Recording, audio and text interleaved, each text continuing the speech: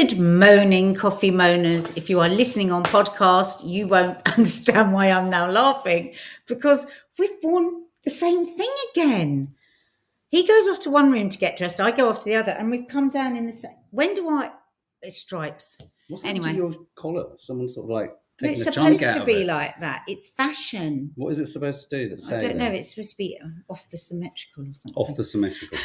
Right. So let's Morning, everyone. Let's explain this rather odd title today. Now, if this is your first time joining Coffee Moaning, this is not what it's usually like. Usually, Monday to Saturday. I tend to sit here drinking ethanol. That is pure alcohol. Be careful. We go through the news and we find stories we think that you'll be interested in, and we're not journalists. We're just people. We try and do the water cooler. We're just grown-up kids. Some days we're much, we really go for the very dark news. We've covered like Trump threatening to blow up Iran. Yeah, that's happening. That's his thing for today. But, we'll do that as a separate video. Or like Keir Starmer breaking all COVID rules. Exactly, things like that. Yeah. But we do go for the darker stuff, like what's been going on out in Gaza, the military aggression there for the last almost a year now. So, but today,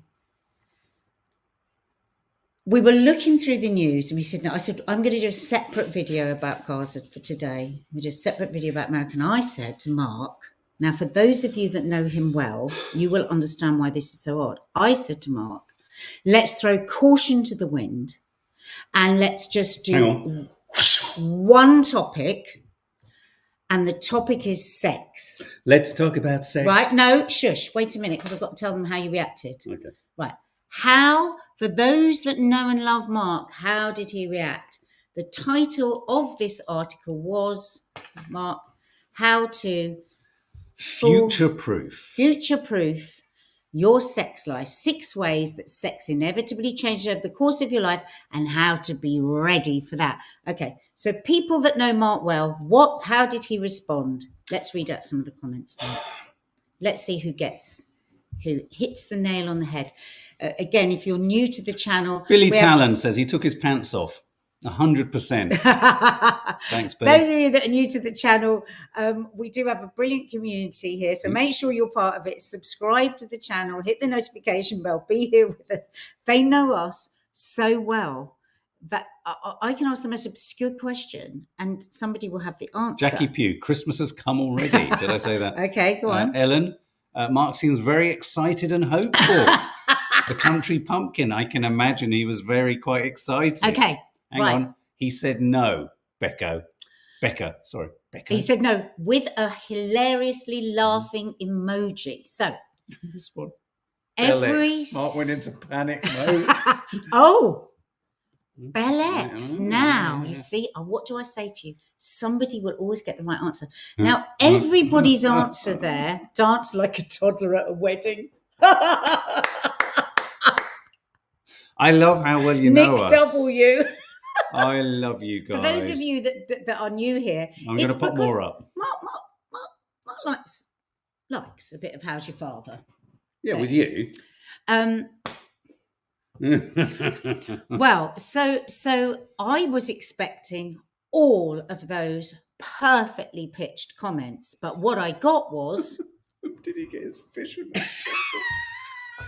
You know what? That's so funny about that, Chris. That is so funny. I found my fisherman's jumper just 2 days ago, and I thought, it's a bit too hot for that still. Yeah, we know what happens. I love the fisherman's jumper. He gets too hot and wants to pass out, and there's it's all over. There's one day. Now you didn't realise there's only one day for flying ants.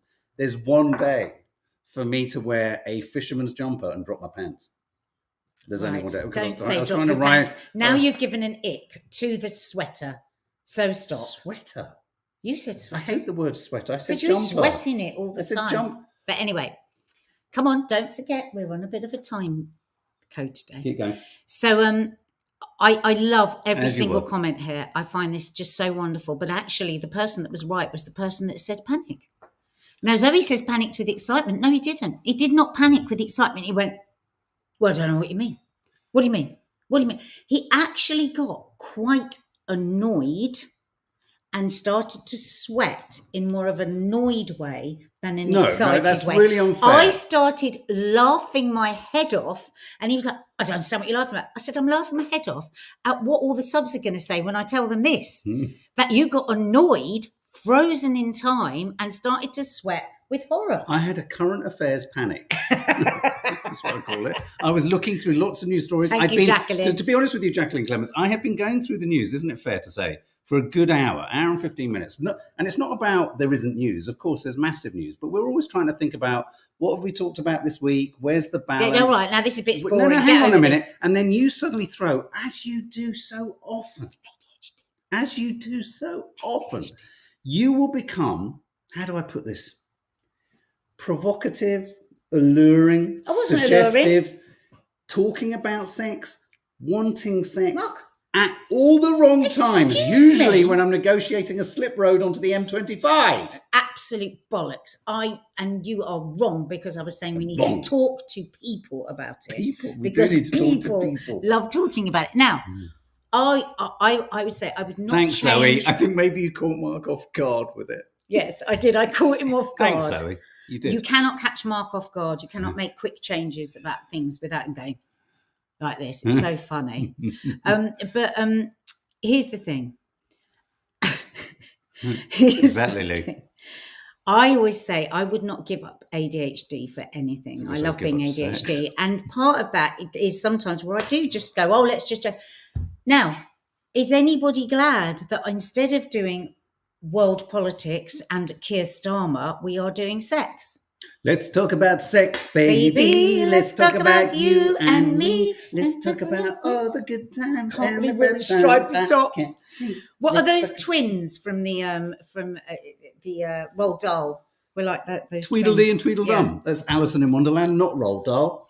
Okay, all right. Lewis Carroll. All right, Tony. Okay, guys, so what are we going to talk about? So anyway, hang on a minute. Go to Nadia's stories and you'll see that I made a sharp recovery in my dance. I probably got it on here. And I'm also wearing a codpiece. So there you go. But anyway, let's get on with it, because we're on a bit of a schedule today. Okay, all right. So what is this article about then, Nads? You wanted to have talk about sex, future-proofing your sex life, 6 ways that sex inevitably changes over the course of your life. So we just thought we'd take the headings of the 6 things and just have a chat about it. Can I ask a killer question to everyone? And it's personal. Has anyone had sex this morning? No, we're not asking that. Do not answer it. Do not answer Please. it. Lucy Williams, I prefer politics to sex, but I'll hazard a guess that's just me. But Lucy, that's where I was at this morning. We could involve. We could. No, don't involve politics and sex. It involves oranges. Doesn't work. Doesn't Always work. involves oranges. All right, and don't tights. go too silly, because then it becomes too silly. And Calm down. You've gone to a 6-year-old. Stop it. Right.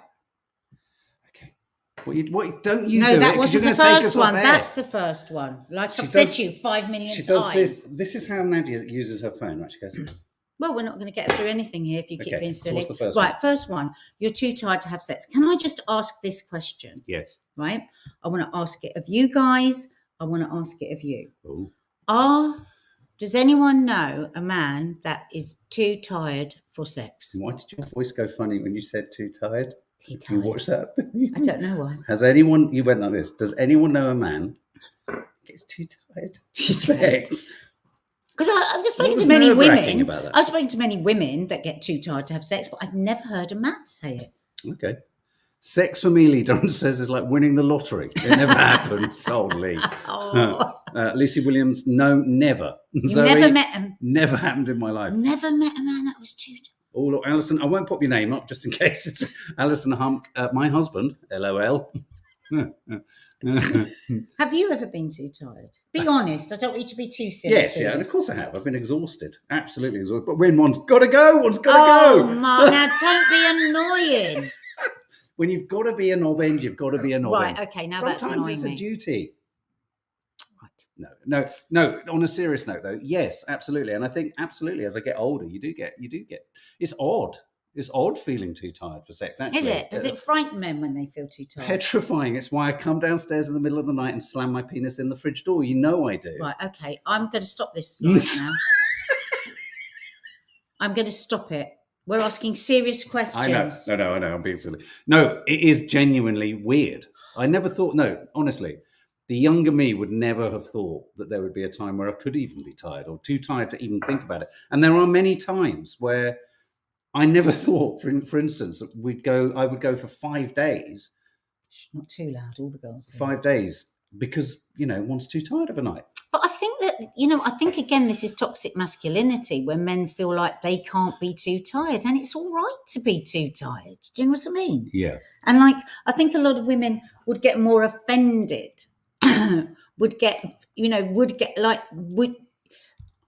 it's not offensive if somebody is too tired. It doesn't mean that they don't fancy. Now, if it's continuously, then that's something different.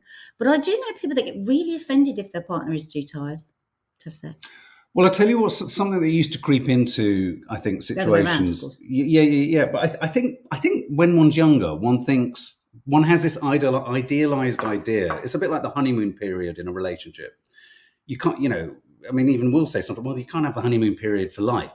Grown adults, long in the tooth, say that to young people. Well, you can't have the honeymoon. It's like, well, why the fuck can't you aim for that? I think around sex, because you'll be disappointed. That's why you can't. No, I know, but I think there's this curious pressure we put on ourselves. It was terrible. I think this curious pressure we put on ourselves when we're younger, where we think if we're that attracted to each other, no matter no what amount of tiredness or anything will get in the way. Whereas actually, I think when you're really attracted and it's been a longer relationship, there is a beauty in that, in just a safety in that you're not trying to fix your insecurities or your low self-esteem or any of that with that person constantly wanting you. Yes. And I think there's something in that. Yeah. So I think that it can enrich it in a different way. I agree. Ellen says, you have a nice sleep.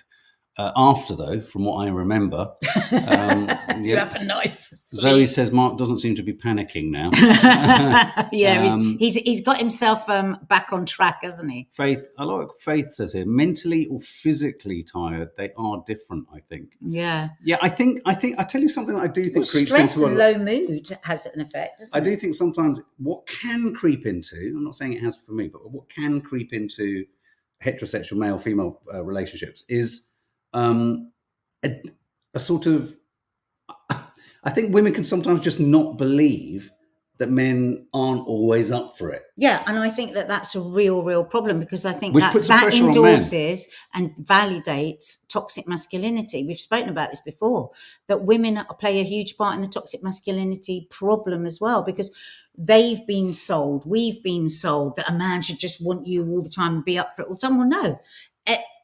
There are as many men, I think, as women that might have a lower sex drive or be tired or be whatever. And I think we as women need to also break that down in ourselves and question ourselves when we go, oh God, what do you mean? You don't want me every 5 minutes, even though I don't want you every 5 minutes. But I also think sometimes, without getting into the stickiness of it all, but I do think sometimes the idea of what sex has to be is where the pressure comes from. I think we've talked about this in our How to Stay Married podcast. Sex doesn't have to be about you both, reaching where. But reaching you know where. For the Tabasco. Okay, go on. Yeah. Carry on. Because actually that in itself, because sometimes you can be too tired for sex, but not tired enough for a bit of kind of cuddly or foreplay and Tabasco sprinkling and stuff like. Do you know what I mean? It doesn't have to be the full exactly. shebang. Exactly. And I do think that sometimes, by all accounts, and I've read this, erectile dysfunction is on the up, and I think a lot of that. Do you get it? And I think a reason for that is the pressure of porn, the pressure of performance, expectation. But young boys are growing up seeing porn with great big ganunas flapping about, standing to attention. Ganunas. What's a ganuna? Well, we're going to use strange words Tabasco. For strange body parts. A great big ganuna, and my God, what do you do with a ganuna? You're just like, if I was a young boy, I'd be thinking, my God, I'm deformed. I'm different. Don't realise they're deformed. Yeah. If there's any, don't tell anyone it's called a ganuna. It's not. It's just called a diddle daddle. Right, carry on. Next. Okay, one. Next topic. Moving on. So your relationship has a mismatched sex drive.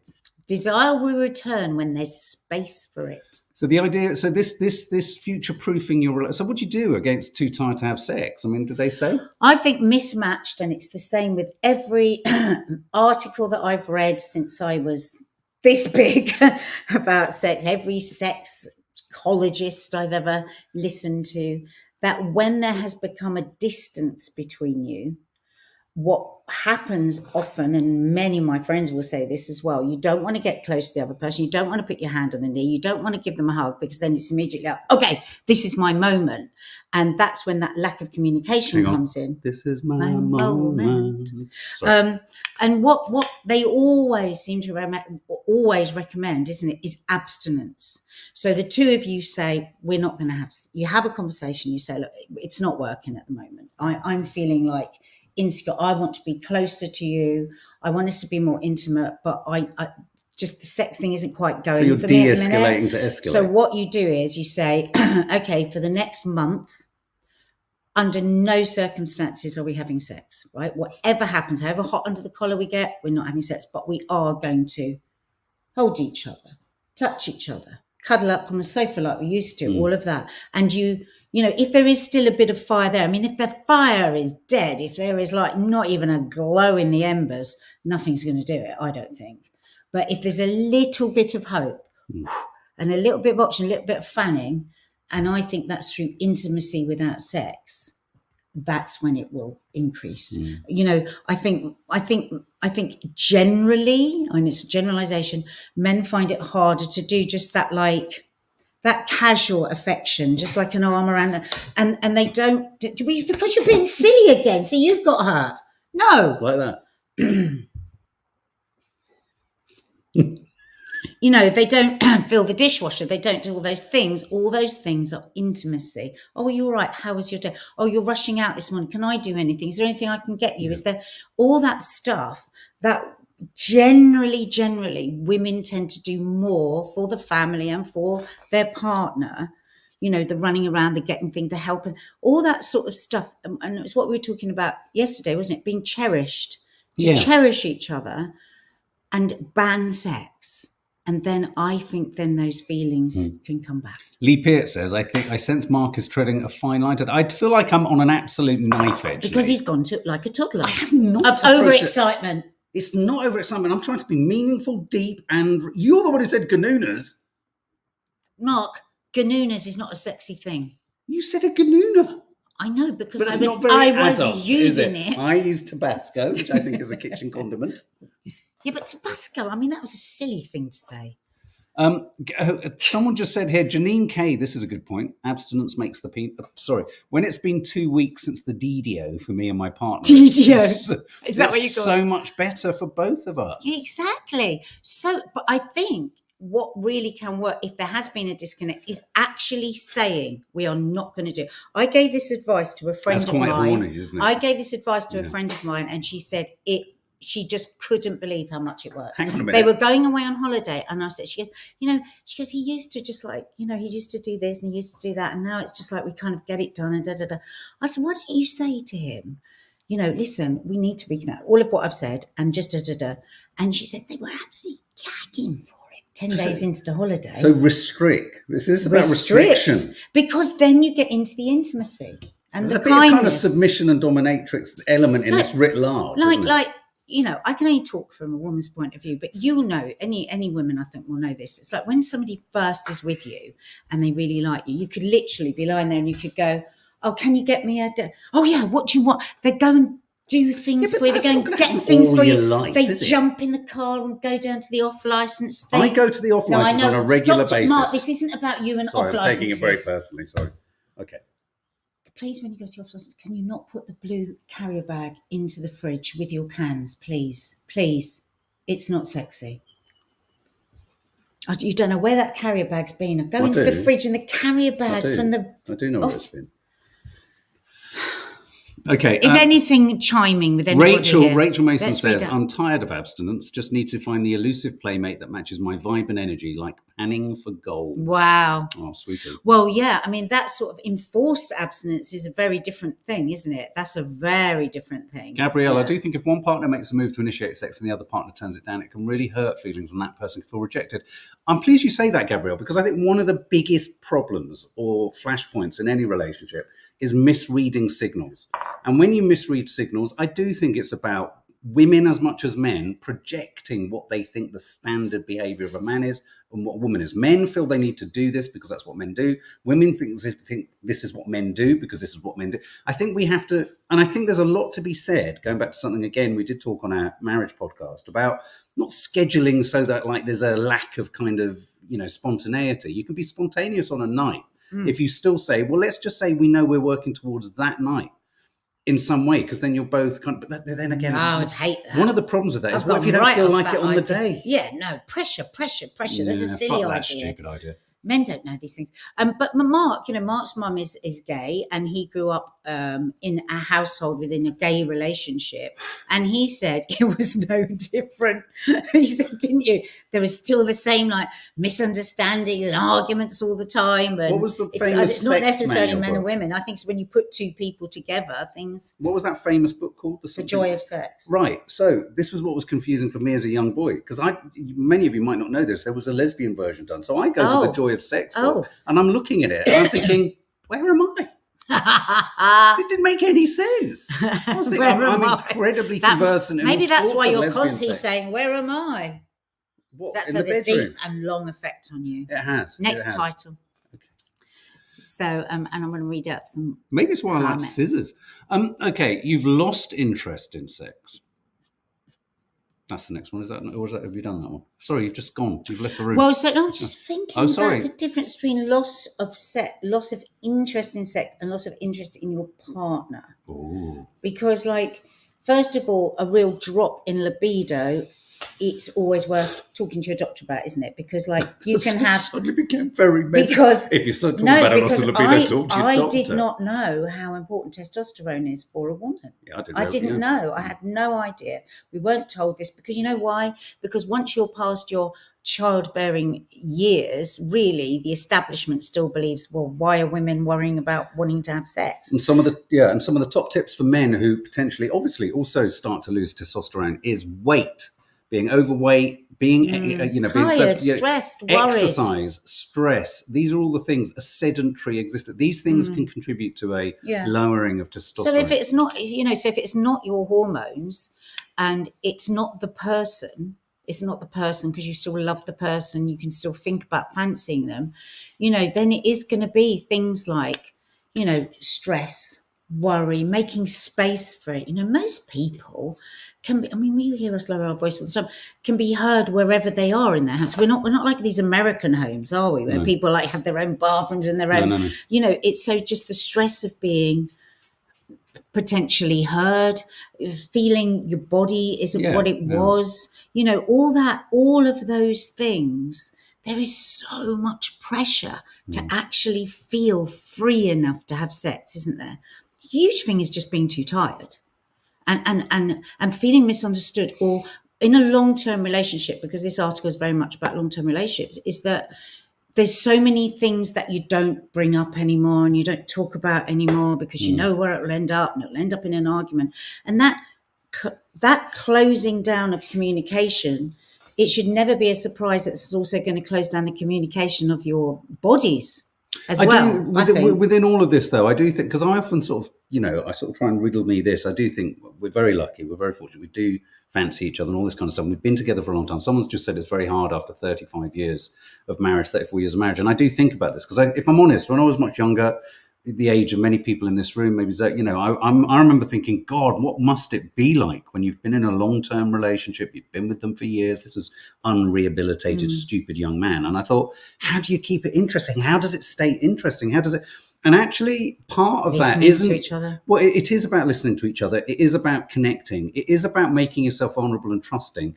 And it is also about seeing your partner also making the effort. I mean, I've said it before and I'll say it again.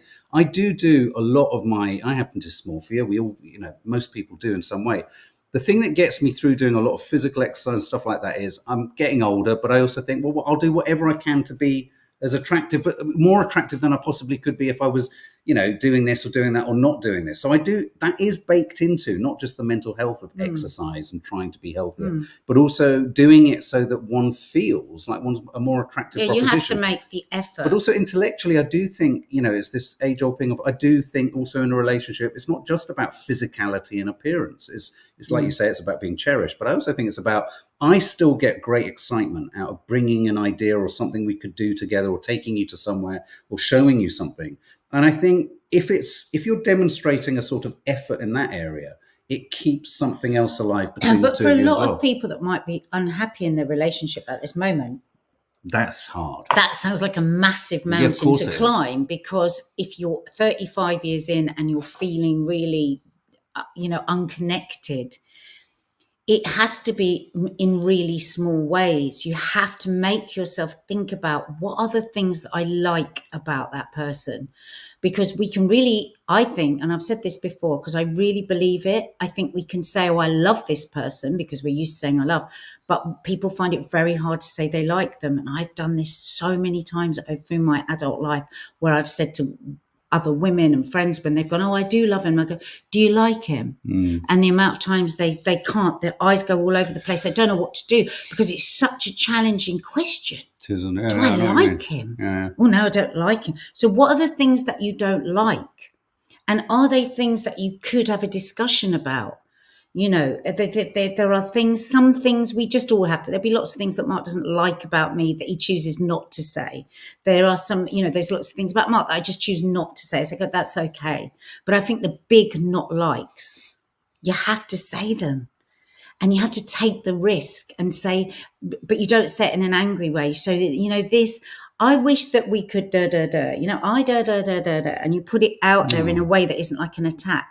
And, I really loved it when we used to hold hands, not saying, you never hold my hand anymore. Yeah, very because good point. that brings in more defeat. So I used to really love it when you held my hand. Imagine how different that feels to that person, because you're validating that person and you're not blaming them. Yeah, I just want to read some comments out. They're really good ones coming in. Bellex1, we have to be careful when we're getting older not to become grumpy. That's really my God, it's so really true. important. We say it to each other all the time. We say, he says, I say, you're being a bit like your granddad, or he'll say to me, you're being a bit like whoever, I won't say the name. And we both go, we don't like it. No. We might in that moment go, don't say that, but it goes in because we know that we want to be alerted to it. Absolutely. Yeah. Lee, Doran, I know, and a couple of other people have been talking about depression and mental health issues. They absolutely can interfere. So can the meds. The meds that you're on will also interfere with sexual kind of appetite. And also, sorry to bang on about it, you could be obese and be starving nutritionally, because if you're not eating good nutritional food, that will affect your sex drive. Like if you've just eaten just white bread and crisps for a couple of days, or carbonara, you're not going to get up. You're not going to want to go for a walk or go for a run. So why would you think that you want to have? You'd want to have sex. You need to have. Actually, we should do we should do Curly Cooks on what to eat for a good sex drive, because Dina will be hilarious on that. This is an interesting point. Stuart G. Hope you're well. See, in a gay relationship, it's hard to hold my husband's hand. Is it? Because you see, we're in London, so it's just so we don't think about it. No. And I always say to Mark, we have to be really careful, because out of London, we can be a bit London-centric with, everything's fine. Yeah. But it's certainly not. But would you hold hands in the house? Yeah. Would you hold hands in the cinema? Maybe that can even be furtive. It's like, we can hold hands here. Yeah, and a couple of people have also said, Nifa K, I think Mickey Bull, Zoe have also said the word cherish that you've used a lot. A few people are here saying they've just never felt cherished. You see, I think as well, it's like, if you feel like that, did you ever feel cherished as a child? And if the answer is no, right? If the answer is absolutely no, I've never been cherished by anyone. I know you're all going to hate me for this, but bear with me. You will have to start to cherish yourself first. Now, don't worry. I'm not going to say love yourself, because who can fucking love themselves? That's too hard. But just cherish yourself. Go, do you know what? You know, that is really good about it. That feels really good when I reach out to my friend and my friend needs me. That feels good. And they'll come back. How can you cherish yourself? By just finding the small things that you think are good about you and saying them to yourself. You'll start to just think, yeah, you know, get the bits that you don't like my tummy. Like, I love my soft, flabby tummy now. I do. I've made myself cherish it and love it. I tell you what's really sad. I mean, I do worry sometimes. Nobody else likes it, but I like it. I love it. I'm only doing this. I'm only saying this because I need a current affairs hit. You know, I was talking about how Keir Starmer and all politicians seem to lack the human touch. They don't seem to have any emotional register within anything they're saying or talking about.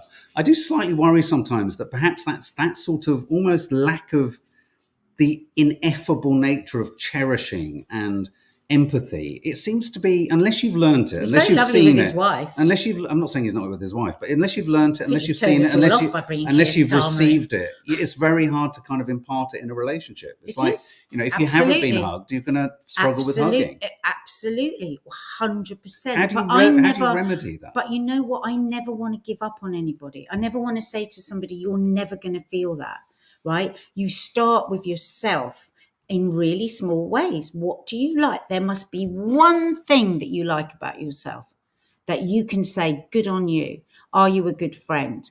Are you kind? Are you funny? Just find something about yourself and just keep repeating that to yourself and say, that's really good. Yeah, that's really good about me, honestly. And we all want like a quick fix, don't we? But there really is one. It's about just shifting the dial slightly. I know nobody believes this, but I had that amount of self-esteem. I had that amount. I was just a complete, just all the time, just like drink loads and pretend that I'm all fine. And I discovered nobody was going to fix me. It was just, when I was going to have to find it. Do you ever do this sometimes where you sort of almost pull yourself? Oh my God! You pull yourself out of what your life is, and then you drop yourself into a different era, at a different age, and then you sort of say to yourself, "Survive." That's what I do sometimes. I think, and if I was to drop myself now into a situation where I had to negotiate and tackle and cope with the pressures of sex and how to deal with them. I mean, we're very lucky. There's a huge comfort when you're in a mutually kind of respectful relationship where we can actually talk about things. We could even talk about just directly say like about sex or whatever. But if you can't, and how do you have those conversations? How do you find that place of agreed That's how intimacy? we started How to Stay Married So Far, our podcast, because we come to it with people that have gone through all of it. Yeah. And we still, argue a lot. We still fuck up a lot. We still, but there are things that we have learned, and they might chime with somebody else. It's not an absolute, we're not professionals in any way, but we've just been through a lot of experiences and we just try and share our experience in the hope that it chimes with something. That's what we do. Absolutely. And maybe a catch-all for everyone is just because things seem like hard work in a relationship, don't turn away from it. I think that's danger in society at the moment. Worth it. Yeah, and a danger today is that unless it's working now or quite quickly or immediately, it can't be working and it won't work. There's a kind of aversion to kind of actually putting in the graft and actually listening. We can talk to each other, but sometimes we don't listen to each other. So, I wish we'd had more time because I wanted to go through this whole list and I wanted to read out more comments. But well, we'll touch upon this again. We've got a meeting. Yeah. But how did it go? How was sex for you, baby? I'd like to do it. It was just a little change. But as he said, it's not our usual coffee moaning. So please do subscribe to the channel, hit the notification bell. And if you're here for the first time, have a little look around our channel. They'll tell you here it's a wonderful channel. We're really proud of it. And I'm going to upload later a Gaza and Lebanon film will be going up. So we love you. Thank you for being with us. And our Joker non-spoiler review is landing today. Please watch it. Please watch it. The film industry really needs people that we don't want cinema to disappear, do we? No. We don't want it to. So watch our review. Gonna wave to you.